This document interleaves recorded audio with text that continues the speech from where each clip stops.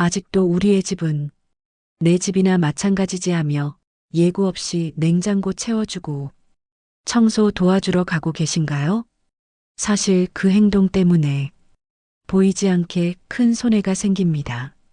부모님은 사랑을 건넨다고 믿지만 자녀 부부는 생활의 질서가 흔들리고 마음의 안전지대가 침범당했다고 느끼기 쉽습니다. 겉으로는 아 오셨어요 하고 미소를 짓지만 속으로는 오늘 하루가 평가의 무대로 바뀌는 것 같아 긴장합니다. 도움의 손길이 고마움이 아니라 피로로 전환되는 순간 관계는 조용히 멀어집니다.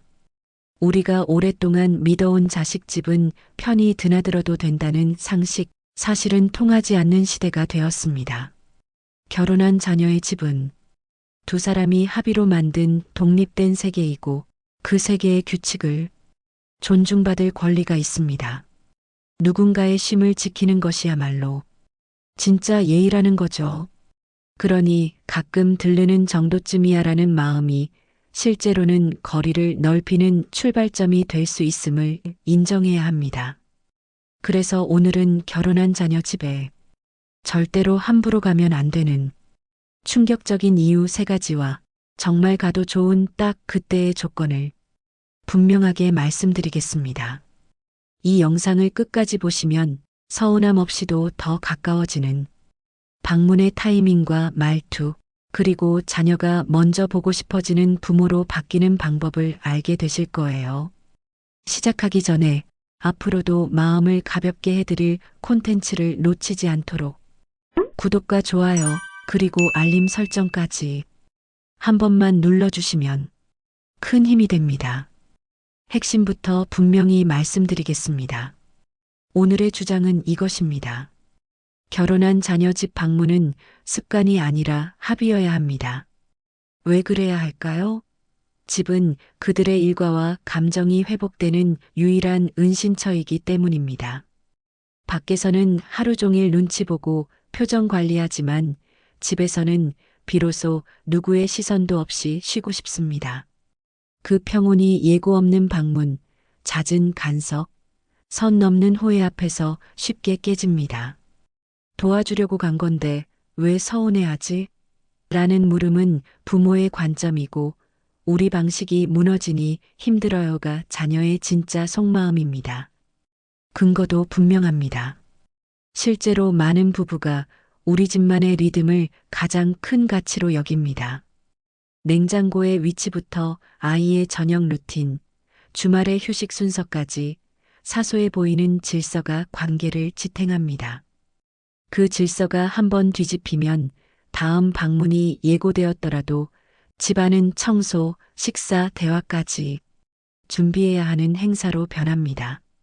도움이라는 이름의 개입이 잦아질수록 감사는 익숙함으로 바뀌고 익숙함은 의무감이 되고 의무감은 결국 거리두기의 이유가 됩니다. 철학자 쇼펜하우어가 말했듯 사랑이라도 경계를 넘는 순간 관계는 피로해집니다. 에픽테토스의 충고처럼 존중은 선을 지키는 데서 시작하지요. 혹시 이렇게 반문하실 수 있습니다. 미리 말하고 가면 되잖아. 우리 사이는 가족인데 그 정도도 눈치 봐야 하나? 그래서 서운한 겁니다. 하지만 여기서 놓치면 안 되는 포인트가 있습니다. 문제의 핵심은 예고, 유무가 아니라 방문이 누가 주도했는가입니다. 부모가 정한 때에 반복되면 예고가 있어도 여전히 부담이 됩니다. 반대로 자녀가 먼저 그날 와주세요라고 요청한 순간 같은 방문도 환영이 됩니다. 즉, 타이밍과 주도권이 감정을 바꿉니다. 가족끼리 머리라는 말은 따뜻하지만 그 말이 자녀의 배우자에게는 숨막히는 신호가 될 수 있음을 잊지 말아야 합니다. 그렇다면 해결책은 명확합니다. 첫째, 방문은 초대받는 약속으로만 정하십니다. 언제가 편하니? 라고 묻고 불편하면 미련 없이 다음을 기다리세요. 둘째, 도움은 요청 기반으로 전환하세요. 부탁 없으면 조언, 반찬, 정리도 멈추는 용기가 관계를 지켜줍니다. 셋째, 자녀보다 배우자의 편안함을 먼저 확인하세요. 배우자가 편해야 자녀도 편합니다. 넷째, 자주보다 그리움의 간격을 두세요. 기다림이 연락을 만들고 연락이 초대를 부릅니다. 다섯째, 말을 줄이고 경청을 늘리세요. 말없이 옆에 있어주는 태도가 신뢰를 쌓습니다. 결국 다시 강조합니다. 결혼한 자녀 집 방문은 습관이 아니라 합의입니다. 사랑은 가까이 붙는 힘이 아니라 상대의 쉼을 지켜주는 지혜에서 오래갑니다. 오늘 영상에서 그 지혜를 구체적인 체크리스트로 정리해 드리겠습니다. 도움이 되실 것 같다면 지금 구독과 좋아요, 알림 설정까지 눌러주시고 계속 이어서 함께 보시죠. 여러분, 오늘 본문에서 꼭 마음에 담아 두실 문장은 이것입니다. 결혼한 자녀 집 방문은 습관이 아니라 합의입니다. 이 한 줄이 관계의 온도를 바꿉니다. 왜냐하면 집은 두 사람이 하루를 내려놓는 마지막 쉼터이기 때문입니다. 바깥에서는 표정 관리와 말투 조절로 버티다가 문을 닫는 순간에야 비로소 진짜 나로 돌아옵니다. 그 고요한 리듬은 생각보다 섬세합니다. 작은 친절 하나, 사소한 제스처 하나로도 쉽게 흔들립니다. 그래서 선한 의도로 건넨 호의가 고마움이 아니라 긴장으로 바뀌는 순간 관계는 말없이 멀어지기 시작합니다. 먼저 우리가 흔히 하는 선한 의도에 대해 차분히 들여다보겠습니다. 반찬을 담아 냉장고를 채워주고 바닥을 쓱쓱 닦아주고 아이를 잠깐 봐주고 돌아오면 마음이 뿌듯합니다. 하지만 그날 밤 자녀 부부의 대화는 다르게 흘러갑니다. 이번 주 식단이 다 틀어졌네. 내일 아침에 반찬 정리부터 다시 해야겠다. 아이가 오늘 평소보다 늦게 잠들었어. 이런 속마음은 티가 안 날 뿐 조용히 쌓입니다. 냉장고의 위치가 바뀌고 정리 기준이 달라지고 아이의 루틴이 흔들리면 다음 날까지 여파가 이어집니다. 부모님이 돌아간 뒤에 평온히 정리해야 하는 일로 바뀌는 것, 바로 그 지점에서 사랑이 혼란으로 변합니다. 또 하나 중요한 두 번째 장면이 있습니다.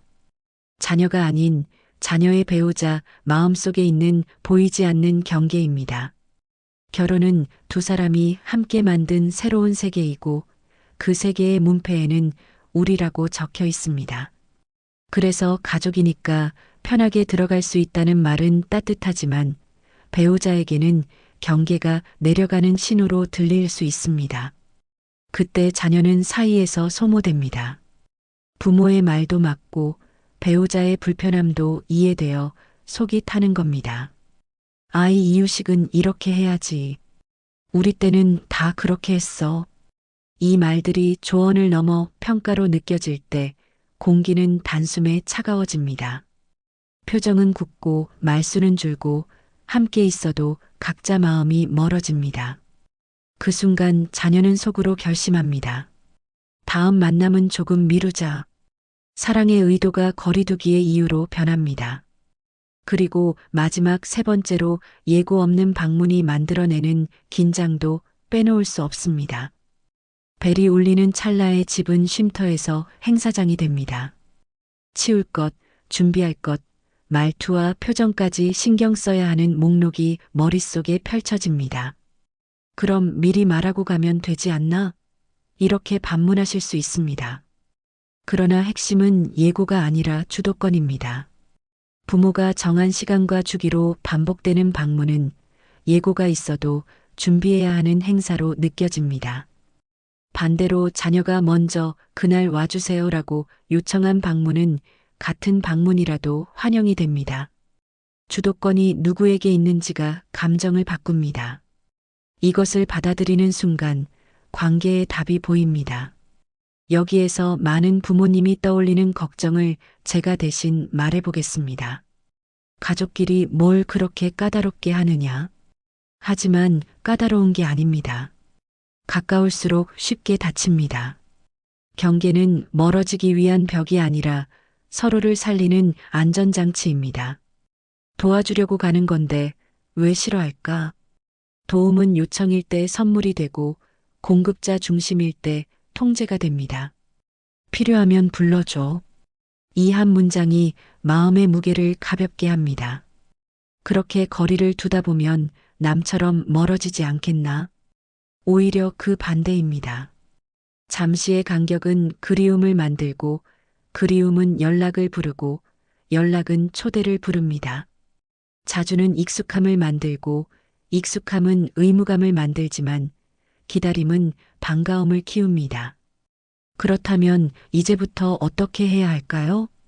오늘 바로 쓸 수 있는 방법을 말 그대로 입에 올리면 자연스럽게 나올 수 있도록 서술형으로 정리해 드리겠습니다. 첫째, 방문은 합의로, 도움은 요청으로 바꾸십시오. 문장 3개면 충분합니다. 언제가 편해? 불편하면 언제든 다음에 보자. 필요하면 내가 먼저 말해줘. 이 세 문장은 상대의 리듬을 존중한다는 신호입니다. 오늘 가볍게 전화해 보세요. 답이 늦어도 조급해하지 마십시오. 기다림 자체가 존중입니다. 둘째, 출발 전 30초 점검을 습관으로 만듭니다. 오늘 방문이 배우자에게도 편할까? 내가 들고 가는 것이 그 사람의 리듬을 건드리진 않을까? 여기는 내 자식의 집이 아니라 둘의 집이라는 사실을 잊지 않았나? 이 셋 중 하나라도 마음에 걸리면 오늘은 미루는 편이 낫습니다. 미루는 결정이 관계를 지키는 용기일 때가 많습니다. 셋째, 반찬과 선물은 요청 기반으로 전환합니다. 보내기 전에는 사진 한 장으로 필요를 먼저 묻습니다. 이 정도 양이면 괜찮을까? 필요 없으면 편하게 말해도 돼. 수령 방식도 합의합니다. 문 앞에 두기, 냉장고에 임의로 넣지 않기, 유통기한과 보관법 메모 남기기. 작아 보이는 이 절차들이 사실은 모두 존중의 언어입니다. 그 언어를 자주 쓰면 고마움이 오래갑니다. 넷째, 긴급 상황 예외를 미리 정해둡니다. 병원 이송, 돌봄 공백, 명확한 SOS. 이런 상황은 바로 돕되 그 외에는 간접 지원이 부담이 덜합니다. 택시 호출, 배달 결제, 청소 예약, 병원 동행 일정 잡기. 내가 필요하면 바로 부를 수 있게 준비만 해둘게. 라고 말해 보십시오. 걱정은 나누고 주도권은 지켜주는 한 문장입니다. 다섯째, 말보다 경청을 선택합니다. 조언이 필요 없을 때 조언은 필요가 됩니다. 오늘은 이 순서를 연습해 보세요.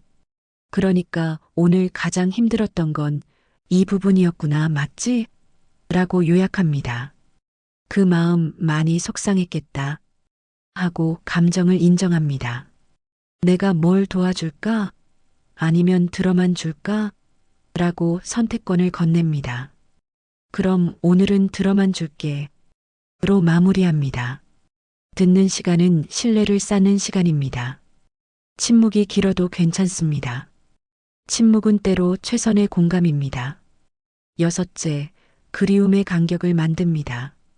연락은 짧고 가볍게 주 1회 10분 이내면 충분합니다. 메시지는 응원과 인정 위주로 보냅니다. 오늘도 잘 버텼구나. 너희 방식 참 멋지다. 여기에 부모의 일상도 조금 얹어보세요. 오늘 작은 전시를 다녀왔어. 동네 산책로가 참 좋더라. 행복해 보이는 부모를 자녀는 안심합니다. 안심은 궁금함을 부르고 궁금함은 연락의 이유가 됩니다. 그 연락이 자연스러운 초대를 열어줍니다. 일곱째, 만나는 형식을 머무름에서 스침으로 가볍게 바꿔보세요. 집안이 아니어도 충분히 따뜻하게 만날 수 있습니다. 집 앞 산책, 근처 카페, 공원 벤치. 시간은 짧게, 표정은 편안하게, 작별은 가볍게. 오늘은 여기까지 하자. 다음엔 너희가 편한 때에 다시 보자. 이렇게 다가가면 다음 만남은 덜 부담스럽고 더 기다려집니다. 여덟째, 부모 자신의 삶을 키우십시오. 몸을 움직이고 마음을 채우고 사람을 만나는 시간을 일정에 넣어보세요. 걷기와 독서, 작은 소모임, 가벼운 봉사 같은 활동은 자연스럽게 이야기거리를 만들어줍니다. 그러면 어느 날 자녀가 먼저 묻습니다. 엄마, 요즘 뭐 배우세요? 아빠, 요즘 누굴 자주 만나세요? 이 질문은 관심이고 관심은 초대의 전조입니다.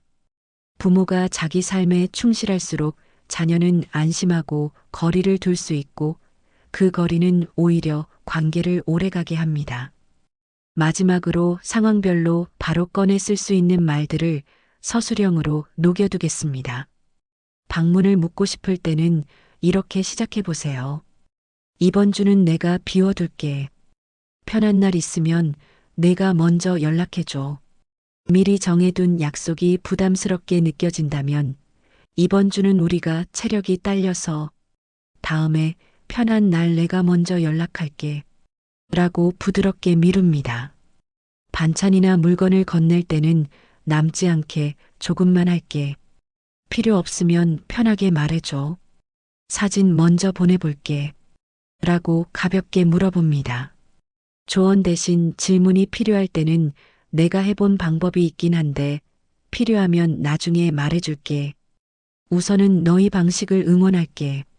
라고 전하고 배우자를 배려하는 장면에서는 오늘이 쉬는 날이면 다음에 보자. 두 사람이 편한 때가 제일 좋아. 라고 덧붙여 주세요. 이 몇 문장이 쌓이면 또 오셨어요? 라는 부담이 언제 오세요? 라는 초대로 바뀝니다. 이제 다시 한번 조용히 강조하겠습니다. 결혼한 자녀 집 방문은 습관이 아니라 합의입니다.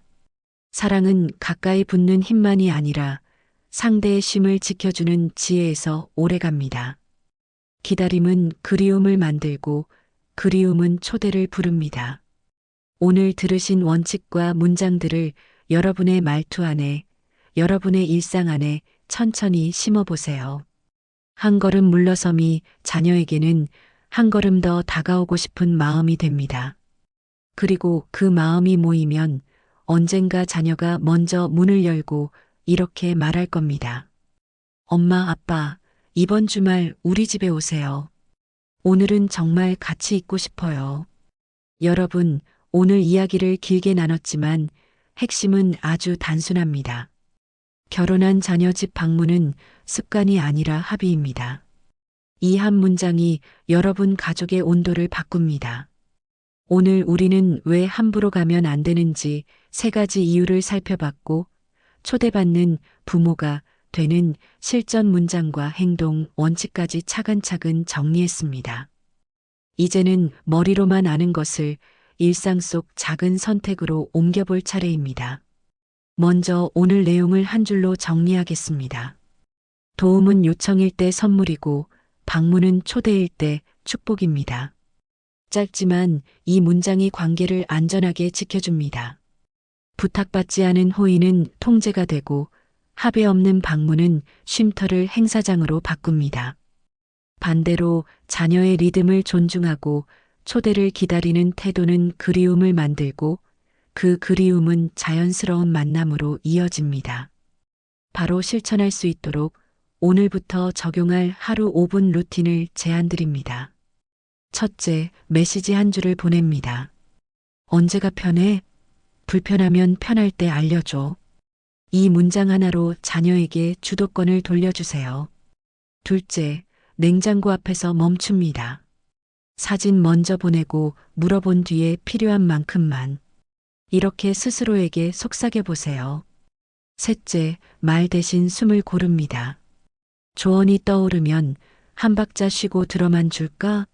라고 바꿔 말합니다. 넷째, 달력에 나의 삶을 적습니다. 산책, 독서, 소모임, 봉사 중 하나라도 이번 주에 넣습니다. 다섯째, 배우자의 표정을 상상합니다. 오늘 만남이 그 사람에게도 편할까? 이 질문이 우리의 만남을 좋은 만남으로 바꿉니다.